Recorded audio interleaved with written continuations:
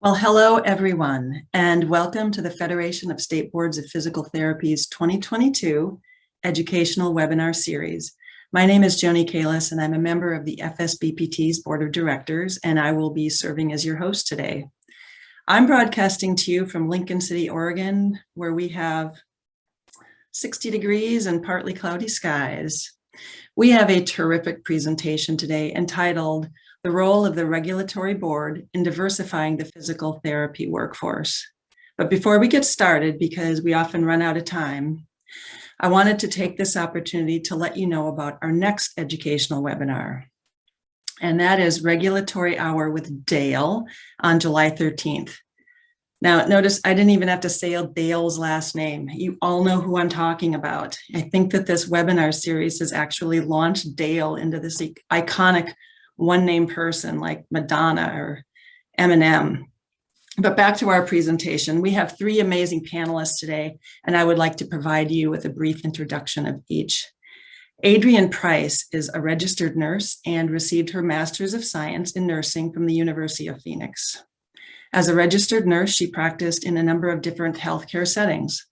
But for the past 14 years, she has worked for the Georgia Office of the Secretary of State and the Professional Licensing Boards Division. And for the past 7 years, she has served as the executive director of 7 licensing boards, including the Georgia State Board of Physical Therapy. And in addition to all of that, Adrienne is a member of the FSBPT's Board of Directors and is an avid crafter and a lover of poetry. Michelle Sigmund Gaines has been the executive director of the Oregon Board of Physical Therapy since 2017. She's held leadership roles in healthcare regulation in Oregon since 2008. In addition, Michelle has over 27 years of experience in organizational governance, information technology management, and instructional design. Michelle currently serves on the FSBPT's Ethics and Legislation Committee and the PT Compact Commission Rules and Bylaws Committee. Michelle loves all of the outdoor activities that Oregon has to offer, and you're going to love this, was a former drummer in a garage band. She continues to occasionally serenade her reluctant neighbors with the drum riffs of Viola Smith. And Christina Howard is another Oregonian and the program coordinator for the Physical Therapist Assistant Program at Lane Community College in Eugene. She too has 27 years of clinical experience, including practice ownership and management. She is a founding member of the Oregon Physical Therapy Board Education Pipeline Work Group and has presented to regional and national audiences on governance, leadership, teaching and learning, and inclusion. In her free time, Christina enjoys trip running and camping.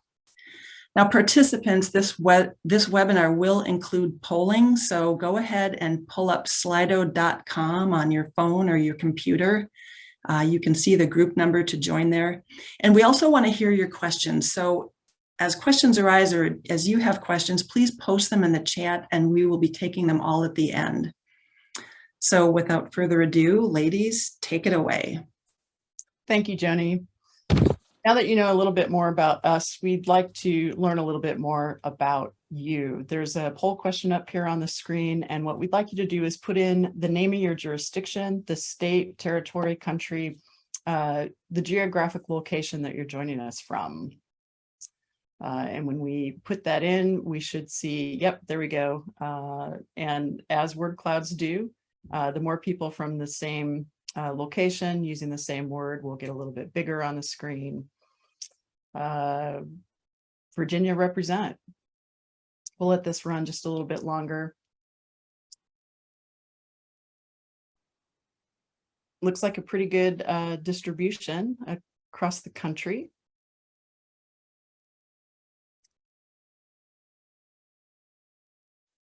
Good. We're about halfway there.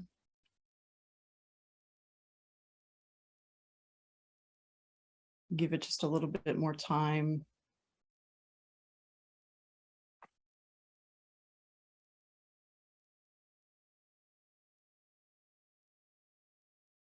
Good, thank you. So a really good distribution. I want to take us to a different slice as that's coming in. And this next slide, what we'd like to learn a little bit more about, not just where we are geographically, but about the role or the roles that you have. So go ahead and click all that apply for the different hats or the different sectors that you work in. And let's get a sense of who's attending this workshop today.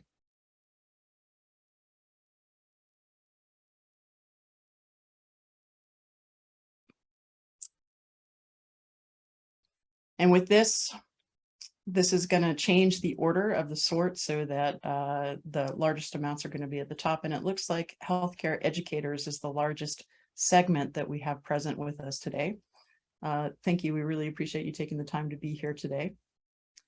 We'll give that just a little bit longer, get a little bit more data in there for these demographics. All right, I'm going to run the slide forward. So we're here today to talk about the role of the regulatory board in diversifying the PT workforce. So let's start with a discussion of why. Health regulatory boards are in the business of public protection. We're in the business of protecting public health, safety, and welfare.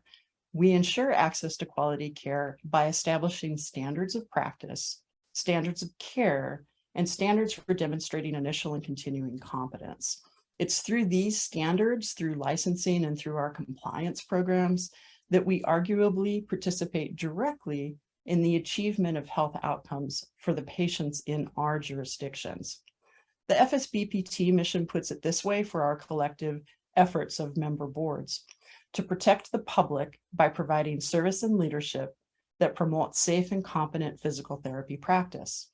This means that anything that we can do as boards, anything that we can influence that addresses health disparities, anything that we can do that improves outcomes for some or all of our constituents is part of our mission, our purpose. So why and how is a diverse healthcare workforce important in this regard? Well, the short answer is that a diverse healthcare workforce, a workforce that reflects the demographics of the overall population, results in improved health outcomes.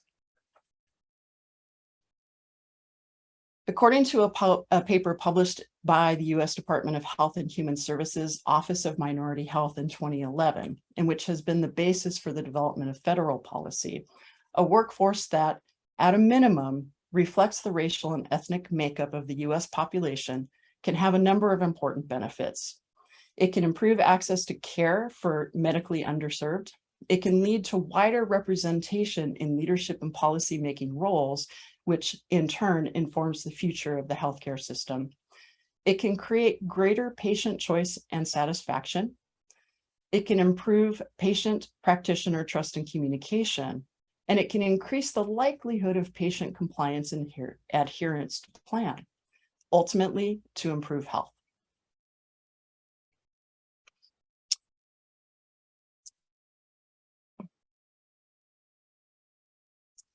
A cross-sectional study of 2019 data from 10 health professions, including physical therapy, was published in JAMA in March of 2021. According to the study authors, a substantial body of literature suggests that fostering a diverse and inclusive workforce is critical to increasing access to care and improving aspects of healthcare quality among underserved populations.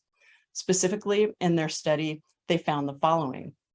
Practitioners from underrepresented groups are more likely to practice in high-need specialties and in underserved communities. The more diverse the population participating in a student program, the more prepared all graduates are to care for underrepresented groups and provide equitable access to care. Further, they found that some studies have shown working within a more diverse workforce can improve the cultural competence or better prepare all practitioners to meet the needs of the entire population. And they found, as noted in the Health and Human Services paper, that a diverse workforce can improve trust, communication, patient care, patient satisfaction, and broaden leadership in policy and healthcare. So, using that study as a basis, several of the allied health professional associations penned a joint statement with this title in orange. Our nation is facing a health workforce diversity crisis.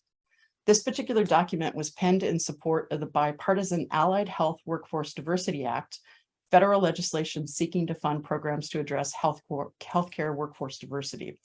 This particular bill is still in the process, and elements of that bill have been moved forward into more recent legislation. The ideas and the solutions are still moving forward at a federal level. This chart, which was taken from the JAMA study and used in the joint statement, it shows some of the demographic data comparing both the current workforce, which is in green, to the educational pipeline, which we'll talk about further in a minute, but those enrolled in PT schools, which is in red. Comparing those against the national average, which is the yellow dotted line for each section. Looking at PT, you can see that we are well below the line in the groups for Black, Hispanic, and Native Americans. Although, if you look at the pipeline, things are starting to look better, but there's still obviously ground to close. So with that context for why, let's pause for just a moment to make sure that we're clear about what we mean by diversity. And for that, I'm going to turn it over to Stacy. Okay, thank you, Michelle. So what is diversity? If you ask several different scholars, some might say that diversity is social heterogeneity. Simply put, it means being different or having differences. Those differences can be with respect to age, class, ethnicity, gender, health, physical and mental ability, race, sexual orientation, religion, physical size even, educational levels, jobs, personality traits, you get it. Now, wouldn't the world be a really, really dull place without all the ability to recognize and understand and respect and celebrate, and yes, even capitalize on these differences? Diversity in and of itself does not imply the fair treatment or equity for all, nor does it represent the extent to which people feel valued or included in any given environment. The reality is this: in any given circumstance, each of these things, diversity, equity, inclusion, and a sense of belonging, can and do exist independent of one another. But the question we must continue to ask ourselves is, should they? I'd like to think not.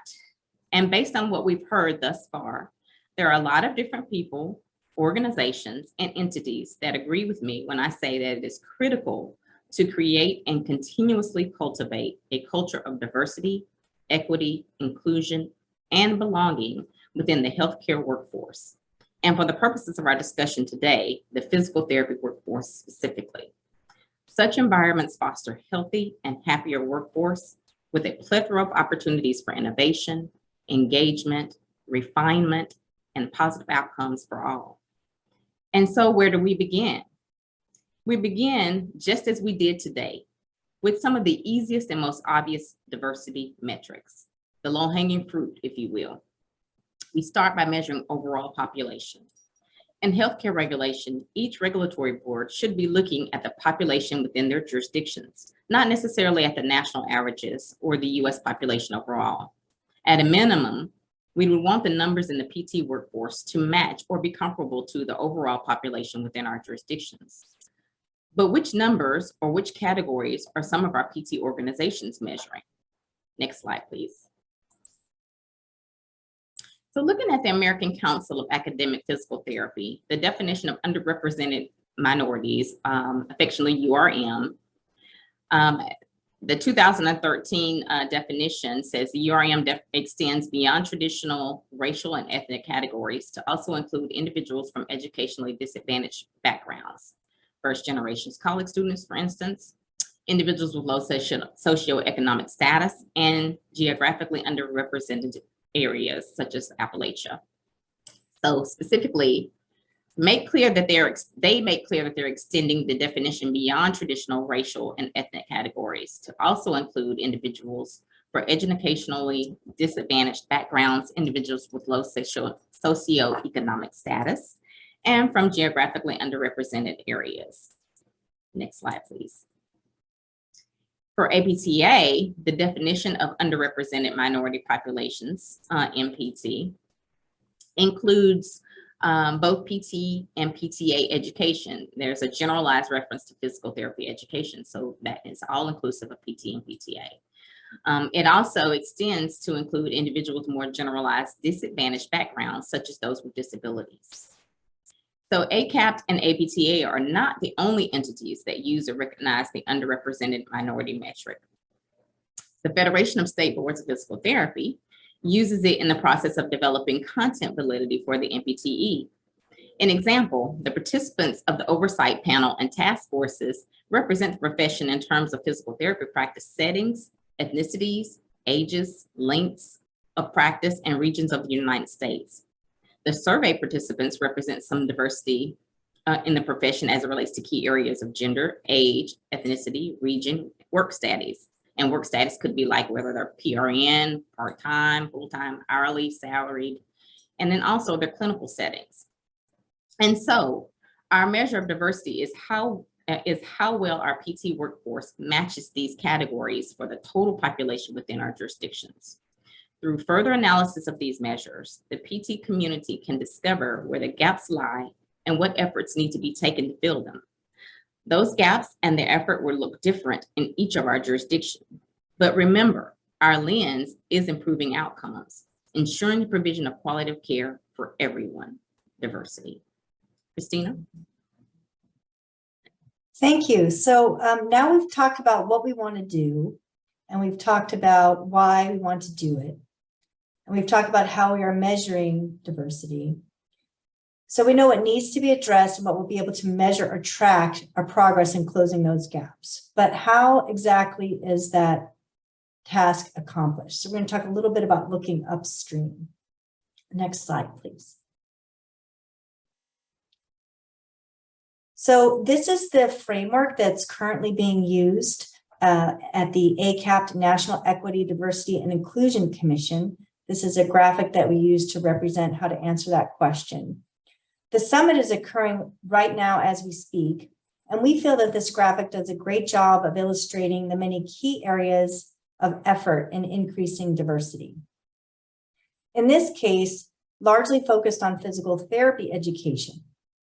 Talking through all these areas would be a presentation in and of itself. And since ACAPT is hosting a multi-day summit, this is obviously several days of presentations.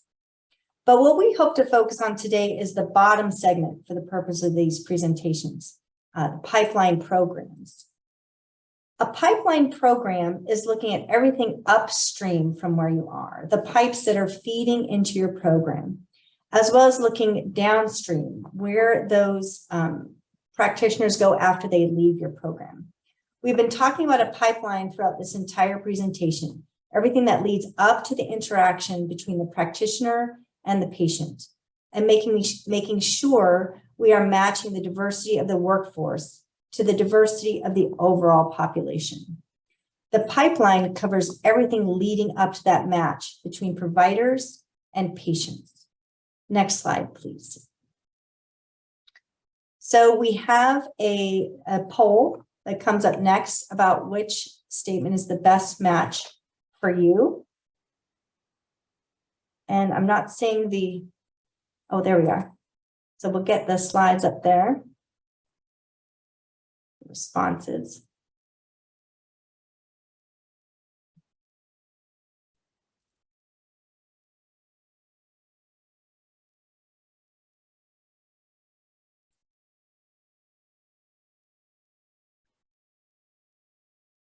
I'm having a little trouble all of a sudden, pardon me.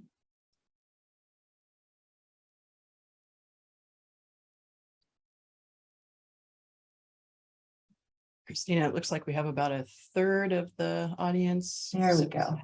Great, thank you. I was having a little trouble with my slides. There we go. So a fair amount of you have yet to work on those pipeline efforts. Well, this is a great start. So you're getting started by just attending today. So thank you very much for that. I'll give a little bit more time for folks to respond.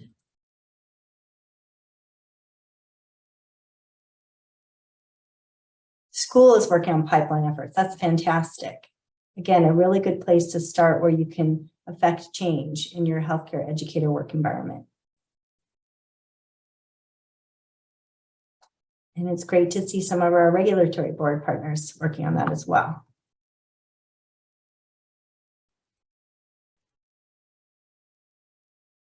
All right.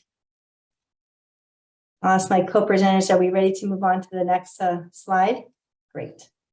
Okay, I'm going to pass it on to the next speaker here. Okay, thank you, Christina. What we want to do is give you one example, a case study of the work of the Oregon Board of Physical Therapy on this issue of pipeline efforts. So as part of our strategic planning process with the board, the OBPT identified a strategic outcome of diversifying the physical therapy workforce in Oregon. Now, in Oregon, part of that is driven by the fact that the legislature has passed a statute requiring all health professional boards to diversify the workforce without any specific direction or funding for how to accomplish that. And so that really drove the strategic planning and the board's focus on being able to accomplish this outcome to better reflect the demographics of the state, to support the efforts to increase cultural responsiveness and reduce the disparity in healthcare. And bottom line, we recognize that that's going to require a multi-entity collaboration because of how much of it, when you take the pipeline view, happens upstream from that point of application for a license to practice. So in that, we developed an initiative designed to achieve that outcome of the educational pipeline. What we wanted to do is look at how to partner, particularly with the educational community in Oregon, to address that diversification of that educational pipeline leading to the licensure to practice as a PT or PTA. And in that, looking at the research, we identified that it needs to be more than just looking at the schools and their admissions process, but that as a collective, we needed to look at the full span of, honestly, K through 12 education, everything leading up to licensure. A little background on that, and we have some links that Rich is dropping into the chat here. When the board was looking at forming this initiatives and understanding more about the pipeline, these are some of the publications that we looked at that really illustrated that if you want to diversify the enrollment in PT schools, PTA schools, you really need to start the representation, the conversations, not just in high school, but down into middle and grade school.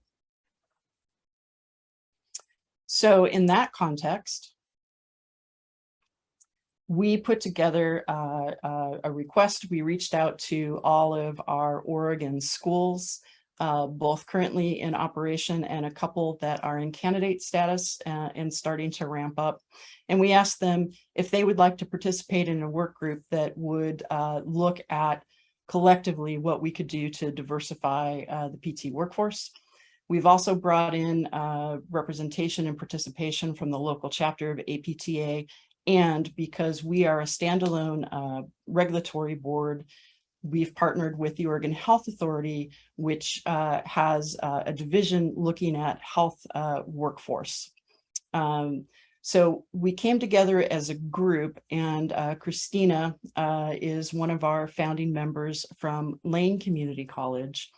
And I have to tell you that when we first reached out to see if folks were willing to be involved in sort of a cross-school conversation, the response was overwhelmingly yes. Let's get together, let's share our ideas, let's share what we're already working on, and let's really process this issue and what we could possibly do together. So with that, we developed some different work areas, and I'm going to turn it over to Christina as an educational member to reflect on kind of that process and where we are at this point.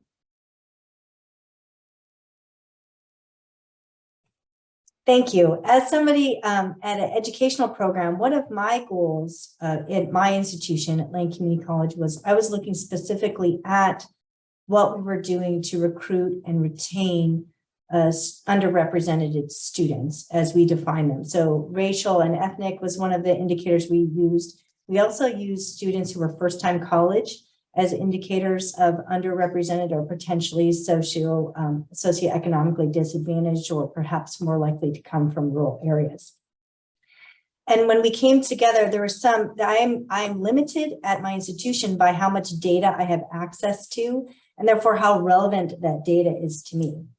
So when we got together as our initial group and we started talking about, I only have access to the data my institution has, and then I have to query it. And then I have staff resources where they may or may not be able to prioritize my requests institutionally.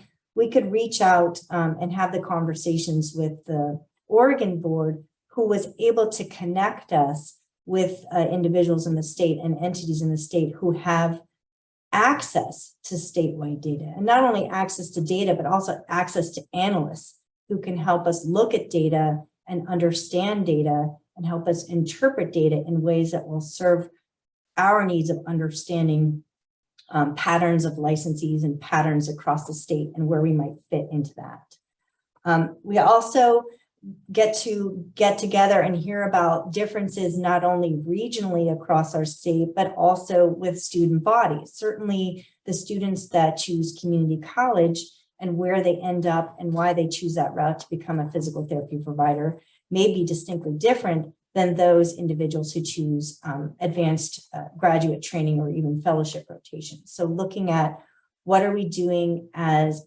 individuals in our schools and what are our outreach efforts? What do we know have been the outcomes of those outreach efforts, and getting together and share those practices, those materials, and those resources. Recruitment is also a really important focus, and we want to not only share what we're doing in those earlier grades, but potentially, because we're getting together as this work group, there's opportunities for us to be integrative and to not be duplicative in our efforts. We all have multiple levels of responsibilities with our institutions and accreditation requirements, but there are things that folks are doing at community levels and through different community events that we can kind of tap into and really reach out to those younger students as they start to form ideas of what opportunities they have within healthcare outside of those ones that they have direct familiar contact with. So as an example, I was able to share when we look at our recruitment efforts and the efforts of and how that manifests in admissions, most of our students are recruited by physical therapy providers. They've either had an interaction with a physical therapist or a physical therapist assistant, or they've had a proxy interaction either through a family member or a conversation with a provider about just general informal organic career exploration. And overwhelmingly, students in the physical therapist assistant program have that direct contact or indirect contact with a provider, and that adds the spark for them to explore physical therapy as a career. So trying to get those exposures early and often in the early grades is key, and we can collaborate as a work group and share those high impact practices with one another. We also talk about funding strategies, and this is a key area, certainly as the cost of not only education in general, but certainly the cost of physical therapist educations, and connecting those funding opportunities with within our districts, within our foundations, but also with our employers. What can we do to support students who will definitely benefit from more fiscal support to minimize stress, to help retain those students, prevent the leaky pipeline, but also develop those community connections with Oregon and with Oregon employers to say that we are invested in you working in our state, helping our state grow in its leadership capacity, in our health outcomes capacity, and being that change agent. And we're willing to invest in you. So we're exploring some opportunities to connect with larger employers and really build this collective intelligence that this is a shared responsibility, that it's not just on the schools, it's not just on the regulatory agencies through the legislative actions, but it's a shared community responsibility and commitment to meet the public health needs within our state. And then finally, looking at, what are our retention efforts? We can, I know a lot about where my students, if my students pass a licensing exam and where they may work within the first year, but I have difficulty kind of tracking those migratory patterns, who's coming into the state and perhaps who's leaving the state and why are they leaving. So we're looking at data to inform practices. We're looking at what's already working anecdotally as well as in the literature. efforts to do outreach and education to our younger students to let them know about the amazing career that physical therapy is and the ways that you can get connected to it, building community through funding and recognizing that we want to invest in our workforce and that we're committed to them. And that means that we're committed to making ourselves better, more inclusive, more culturally responsive, and more culturally humble so we can have a optimal workforce to serve the needs of our population. All of these are really what we really want to emphasize on, in addition to the work, is that the commitment to this work, our work group has collectively recognized that this is a long game. That if we're going to start with meeting students in those early grades 3 through 5, when are we going to be able to truly measure the outcome of those efforts? And so we're all committed to recognizing and supporting a process that is a long-term process that is going to require investment, leadership development, sustainability, and a collective effort to look at gains that we'll achieve 10, 15, 20 years from now. So I hope that captures my enthusiasm for why we are participating. I think as an individual, what I'd like to say is being invited by my licensing board was a very exciting opportunity. Having it facilitated by our board and having seen it visibly part of the strategic plan was really inspiring. And also recognizing that our board was just as invested and was demonstrating that shared responsibility with the educational programs was a significant motivator for me. Next slide, please. All right, so our next poll is your regulatory board currently engaged in any workforce diversity effort?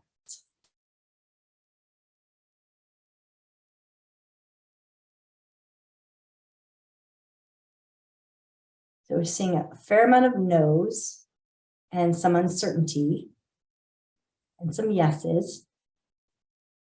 Looks like the majority or kind of a tie now between I don't know and no. We'll just allow a little bit more time for that.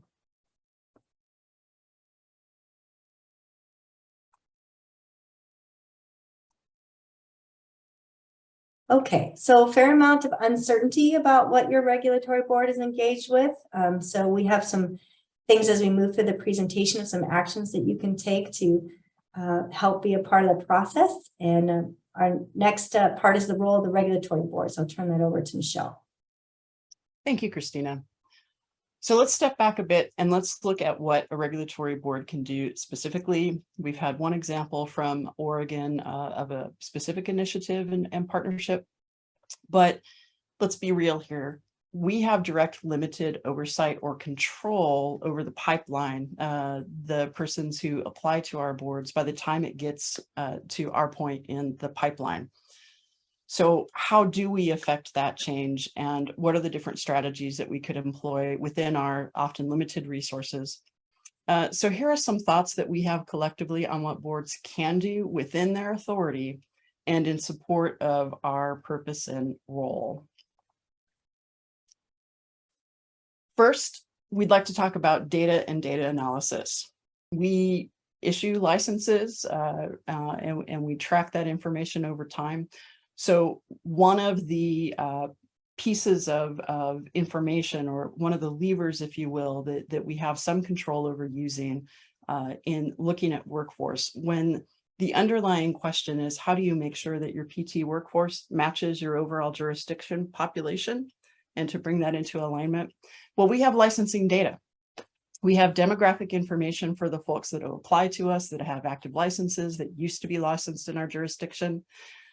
In some cases, many regulatory boards will capture practice location, which may not be the most up to date, but at some point you may have a sense of where folks are practicing, where they're residing when they're in your state.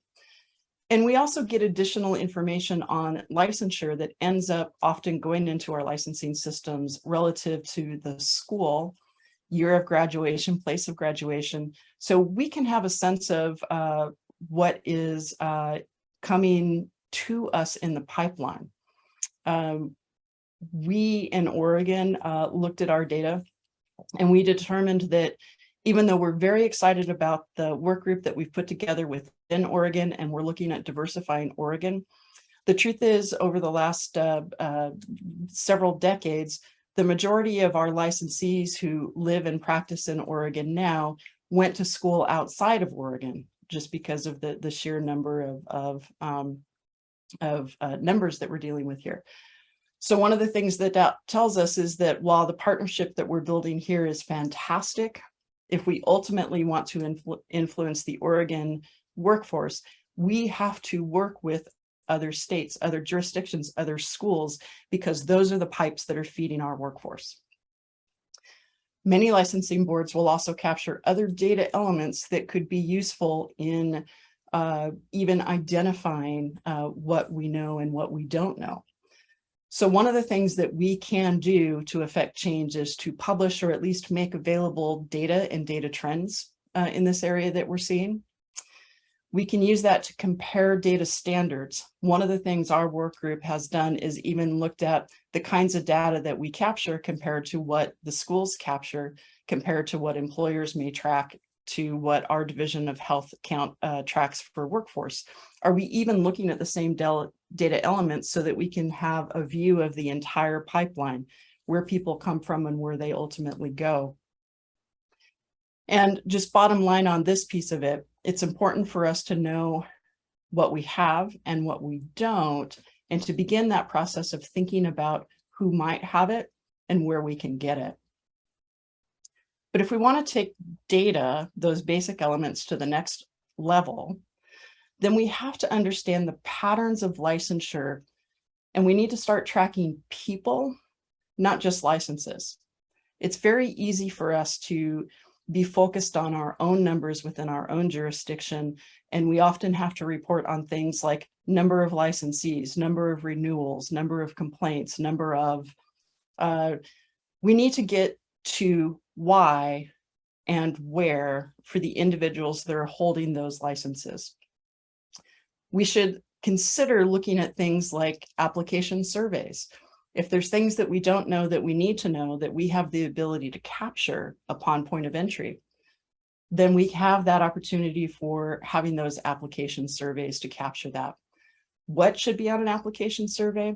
That's going to vary depending on your jurisdiction and what your specific needs are, depending on your population and your workforce. Another opportunity would be the idea of an exit interview. Every jurisdiction has a percentage of folks who don't renew their license in that jurisdiction. Some of them are travelers that move around the country, but we don't actually know why people aren't renewing in our jurisdictions. Perhaps there should be some exit interviewing surveying so that we can get a sense of what's driving those trends. It may not be something that we can address, but it could be information we could then share with other stakeholders who are looking at workforce. We even have the potential, frankly, to put together focus groups, listening sessions with our active licensees or our current licensed population. So in that, for jurisdictions who aren't capturing it, for workforce, we could also get more data about practice location, the practice specialties, the work hours, and kind of the work plans. Are folks planning to increase or decrease? Are they planning to retire? Based on where they are and what counties. And that really gets us to understanding the workforce relative to where they are in the jurisdiction, relative to where your gaps are or where you may need to do additional work. I'm going to turn it back to Christina for the next section. Great. So again, we're talking about the role of the regulatory boards, and I really like this slide because I think it just really captures our experience in Oregon and the whole notion of being a relationship broker. You know, it started out with the board calling us together and having a work group informing us of their strategic plan and letting us know that it was a priority. And then we started to kind of build that collective, and we built that collective at the invitation of our regulatory board. And as Michelle presented in the previous slides, not only did we have the schools, we also had some involvement with our chapter, the American Physical Therapy Association. As educators, we're also licensees and we're connected to those new licensees. So we can help start the conversation and invite licensees in who have an interest in developing that perspective and that growth in diversifying our workforce. We can also tap into the collective intelligence of the work that's already being done. And Michelle had mentioned earlier that in APTA Oregon, we have a committee, a Cultural and Minority Affairs Committee that is already engaged in professional development, already engaged in networking, already engaged in leadership development. How can we connect the folks working through APTA Oregon to our schools or to our licensees who may be interested in advancing this work?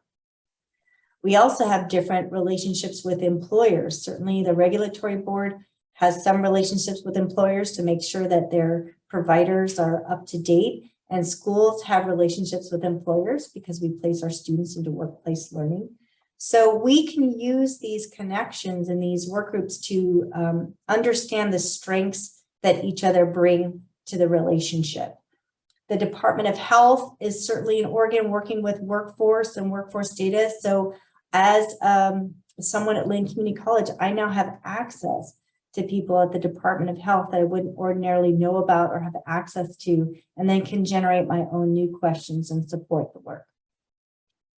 We want to make sure that we invite people to come to the table. And we talked a little bit more about at the beginning when we talked about diversity, about the importance of belonging. I think that's a really key concept, that to be an effective relationship broker, you really have to make sure you have this a spirit of belonging and that every one of these entities, as well as others, belong. And so an invitation can really go a long way. Being able to look for sponsoring a summit or a work group can be an action that you can take to cultivate that belonging. And then making sure that you have, if you're hearing about employers or practices that are reporting efforts in these, invite them as co-presenters or to hear about what they've discovered, to see what sort of thoughts that might ignite for the collective. And then communicating out either through newsletters, sharing contact information, opportunities for others to get involved when these meetings are hosted, so you can help build those relationships as a broker, as an integrative broker. There was a question in the chat, and should we get back to that now, or would you like to pause and answer that? I'll just check in with Michelle. And why don't Hey, we go ahead? Christine, I think we'll take them at the end. Sorry. okay, Michelle. sounds good. All right, so next slide, please. And this, Stacy, I'll turn it over to you. Okay, so, based off of what, Christina said earlier, we got to remember that diversity, equity, inclusion, and belonging initiatives take effort. It is not a passive thing. You have to be active. It is a marathon. It is not a sprint. It's going to take us a while to get all of the data that we need and to see some of our efforts bear fruit. But this effort involves a lot of communication between so many different partners, because we're all affected by how well we do it, as well as if we don't do it so well. So we've got to remember education, outreach, and communication. Expand our existing school outreach programs and content.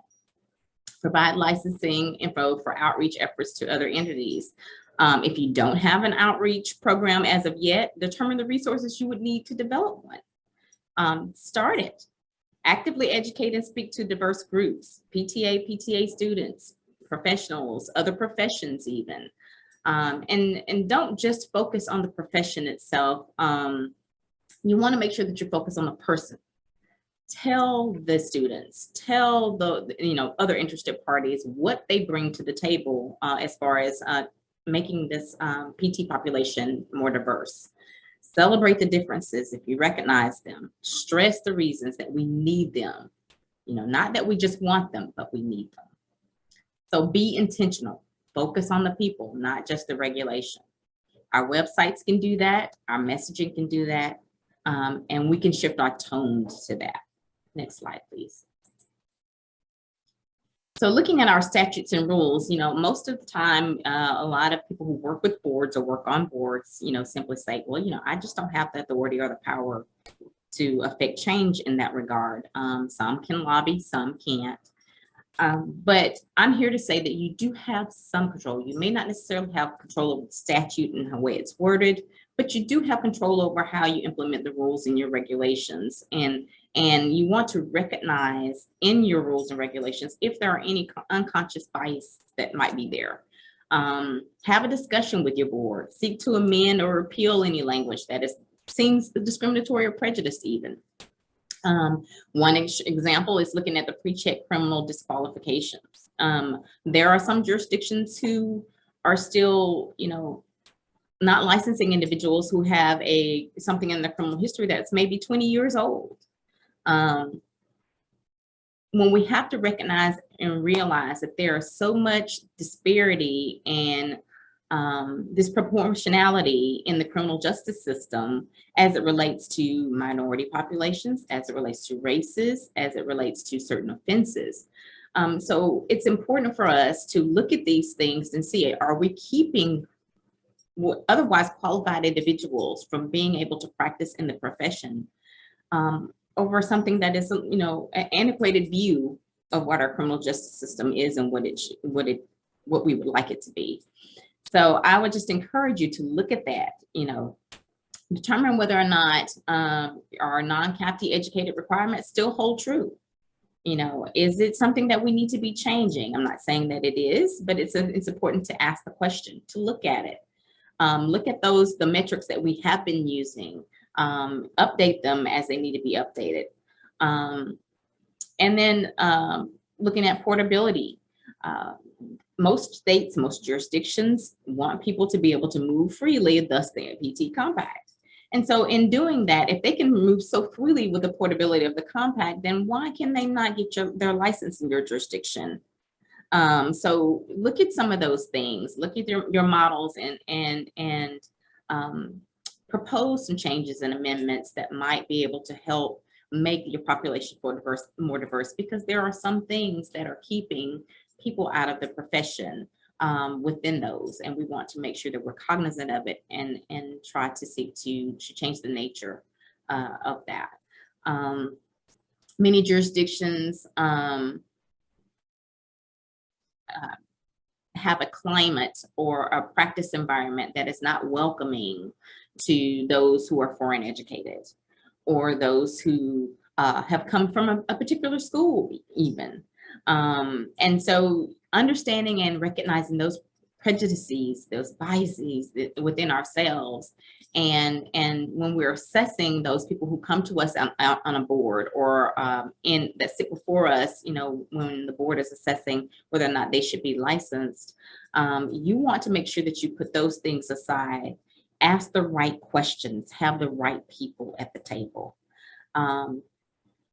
Consider broadening the continuing competence areas by giving credit for people who do such efforts, outreach in diversity, equity, and inclusion and belonging. Foster an environment that supports cultural competency, taking courses and sharing information regarding what you've learned and what disparities you found and where those gaps are and how you work to decrease those gaps and make them smaller. And lastly, consider how your rules and regulations about telehealth help to ensure, may or may not help to ensure that underserved, underinsured, represented populations of your state have access to quality physical therapy services. Next slide, please. And then when we look at board structure, we want to, think about developing a strategic plan if your board doesn't do that already. If you develop a strategic plan around diversity, equity, inclusion, and belonging, and put that on your agendas as you meet, keep it in the forefront of your mind, then it's not something that, you will do something a little bit on in the beginning and then it falls by the wayside. We want to, again, this is a long game. It's not a short game. So we have to keep it in the forefront of our minds if it's important to you. And I think, you know, we've established through this presentation that it is. If you have no ability to recommend board appointments, I would encourage you to actively educate and speak to diverse groups about the board. Educate PTs and PTAs about serving, and your at-large people. Most boards have a consumer member or an at-large member. You want to make sure that you educate others about what the board does, why the work of the board is important. Invite minority physical therapy groups to come to your board meetings to discuss concerns and attempt to develop a plan and mechanism to address them. Determine if your Office of Appointments has a DEIB agenda and share that with these groups. I can just give you an example. When here in the state of Georgia, Governor Kemp has gone on record as saying diversification is key to Georgia's success. And he's openly expressed his initiatives to seek talented women and diverse candidates. Why is he doing that? Because the positions that he's had to appoint people to are dominated by white men. And he's recognized that. And so there's been major efforts and major strides in ensuring that women are being placed in these key positions. People with different ethnic backgrounds, racial and ethnic backgrounds, are placed in key positions. And the right people, again, are at the table. If your regulations allow, develop task forces and subcommittees to help formulate your strategic plan about diversity, equity, inclusion, and belonging activities. They can help establish goals, challenges, and practical solutions. Survey the public and analyze the results. So, you know, your subcommittees and your task forces for your board could help in this agenda as well. In other words, be intentional. Develop an intentional framework around DEIB initiatives. Next slide, please. One of the other big things that I would like to stress to everyone is utilize other resources that are available to you. We've talked about the PT minimum data set, and the ELDD is something that the boards use to share information across jurisdictional lines. If you're not actively, your board is not using the ELDD fully, you know, see what it takes to get your statutes and rules changed so that you can share that data. It's important for us to be able to follow our persons within the profession from beginning all the way through to the end. And we can begin to connect the dots with other entities that are collecting all this data if we are all using it. We've got to use it in order to have it. Looking at you know, all different kinds of measures. Also, cross-jurisdictional collaboration through your board administrators. We do have a council of board administrators. We do have meetings. We do have a portal with FSBPT that we can share information with one another. Your directors, your administrators are valuable resources to you as a board. And they can also get at what's happening in other jurisdictions a lot more readily sometimes than some of the board members can. So if you have those questions about that, ask, you know, or if your administrator brings it to you, be willing to listen. Be willing to listen and be willing to engage and also move the agenda forward. HRRI research initiatives. And for those of you who don't know, HRRI is the Healthcare Regulatory Research Institute of FSBPT. It's a organization that has launched to basically do research to fill some of the gaps that we have in our PT data. FSBPT has already been able to provide some results of preliminary research on race or ethnicity as it relates to PT and PTA testing and test takers, but that's just scratching the surface.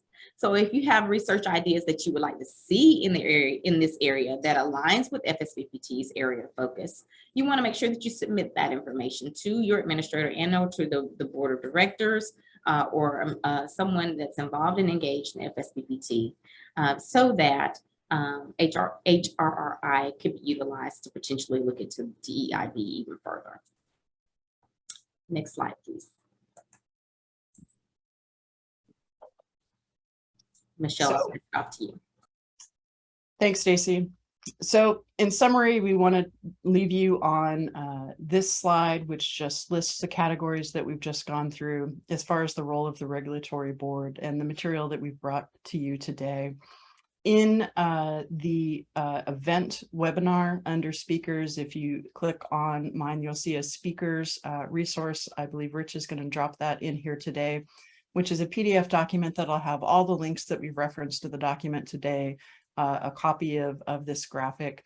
And what we'd like to do is take a moment to open up a final poll to ask you, based on this presentation or thinking or work that you've already been doing, what is the next step in this area that you're interested in taking or having seen taken in your jurisdiction?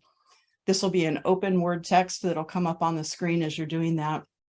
And while that's happening, we'll take some questions from the audience. I'll scroll back. I think Craig Miller, do you know of any jurisdictions performing licensee surveys, any data on response levels? One of the links is to the Workforce MDS link on the FSBPT site. There are a number of states there that are already participating in different workforce data collection efforts. I know in Oregon, there's a pretty detailed workforce survey that is statutorily mandated for all health professionals. And so participation is actually fairly high. Beyond that, I don't have any other specific response levels. I think for a regulatory board, one advantage we have is questions about what you can do on that initial application.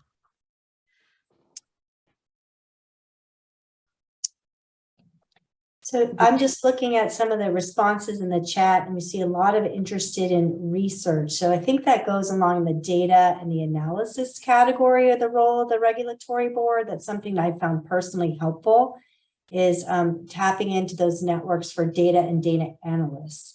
So lots of interest in access to data as well as analysis of the data that informs the research. A general interest in moving on the topic, and then someone put in inviting DEIB groups to the meetings. And I think that's a great example of the intersections in the slide of the role of the regulatory board, whether or not that's making those broader connections, facilitating connections, outreach and communication, inviting those folks to be at the table, having them feel belonging and say, you have value, your voices are important, we need you. We've got another interest to find novel ways to attract and retain PTA students of color. So again, those are the facilitating the connections kind of area, those broader connections, finding schools that are doing that really well, finding schools that are measuring their growth in that area and learning about their practices and how they're able to sustain those practices. The institutional support for those practices is critical. So how you get kind of buy-in and sustain it over time.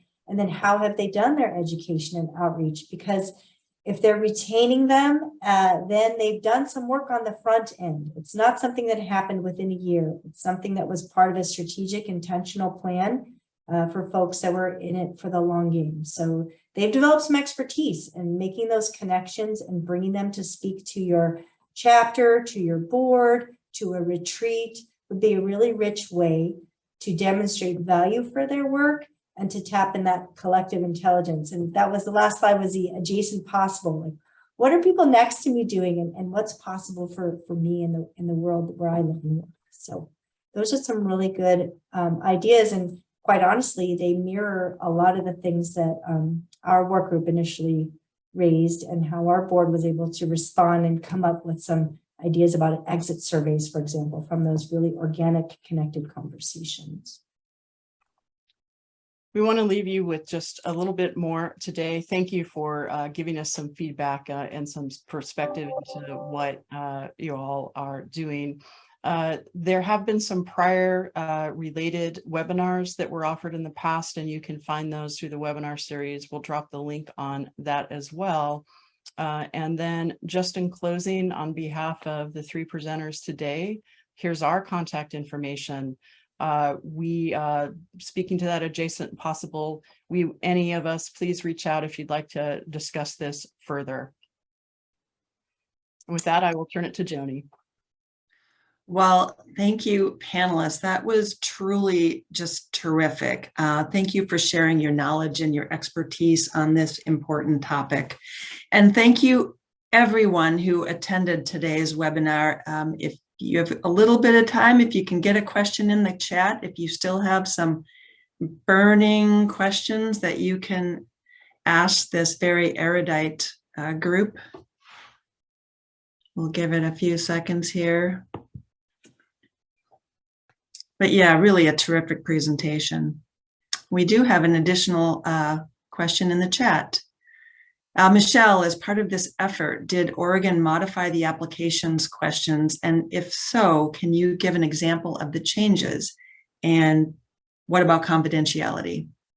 And thank you for bringing up confidentiality, just starting there. It's very important as you're doing this, working with your data, working with the licensees and other groups, that you maintain that confidentiality and work with the information in aggregate, and that you anonymize the information as far as the individual. If in Oregon, our workforce data survey information is on the renewal. Part of what we've recognized is that we want to bring that forward into the initial application, not just the renewal application. Questions do actually go into detail as far as place of practice, intention of increasing or decreasing practice, types of specialties, practice setting, home health, hospital, things of that sort. So we're trying to get a very comprehensive slice of practitioners, where they are, what type of work they're doing. We do also ask if for licensees, if they're actively working in an educational setting. So we also have a better sense of our total capacity that is actively clinically treating at the time. Terrific. There was a question from Ira about the role of the regulatory board with the early education outreach folks. And I will just say that from our experience, we've been able to share what we're doing as educational programs, and where the regulatory board helps us is they're tapped into statewide initiatives and statewide efforts. So they can be our connector to other state-supported efforts in the schools and help bridge those connections for us, because they sit at different tables. So when we share what it is, what we're doing, and what we're interested in, they're often connected to what's happening at the state level in the public health sector that we can learn about and broker those relationships. I'd also like to, in response to Ira, as far as the regulatory boards, it's again a part of that outreach. A lot of the board members, unfortunately, they come to the board meetings, they review the board data, and there's not as much connection with the board members themselves. And so again, I think it's board members reaching out, there are in some jurisdictions that do this very well. The board members do go out to the schools and do have conversations. The board does engage with those in middle school and even, low or down the pipeline. And so I think it's that whole piece, the regulatory board can still be an active participant in educating, informing, and reaching out to those diverse populations to just garner interest. You don't know what you don't know. And so if you're not out there engaging with them, even as a board member of the board and or board staff, then you don't have a sense of what they're going through or what their thoughts are or what's impeding them from moving into the profession. And so it starts with the conversation. Ladies, we have another question in the chat.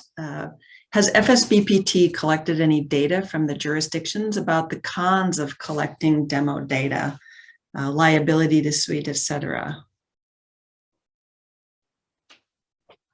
I don't believe that there's been a recent collection of data from all jurisdictions on that, at least in the last several years, Jason. But I think that given the importance of this topic and our role in that, I think that that's an excellent question to put out there and make sure that this conversation is being had to look at the pros and cons, the risks and strengths of working with data.